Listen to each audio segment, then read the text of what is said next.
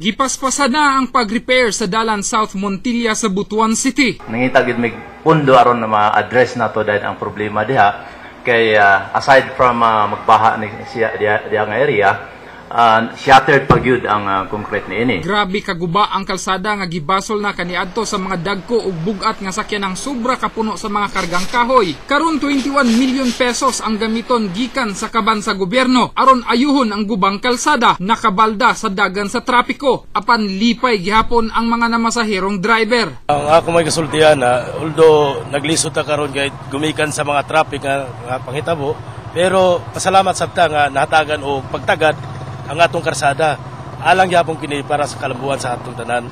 Kaya totoo, dagang bagulbol kay wala trabaho, pero karon na trabaho naman. Napasabot na nga doon ay budget na ang atong dakbayan.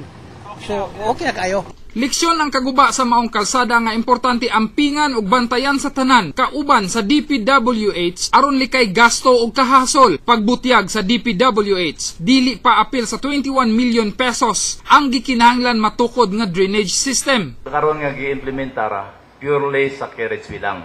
And sa pagkakaroon nangita pud tag funds, another funds for the flood control or drainage aron na ma-address nato ang maong problema labi na pong tinguan. Kung walay tarong nga paingnan sa tubig, maura gihapong istoryaha kay usa kini sa mga hinungdan nga daling maguba ang kalsada. Gilauman nga sa bulan sa Oktubre o sa katapusang bulan karong tuiga mahuman ang proyekto.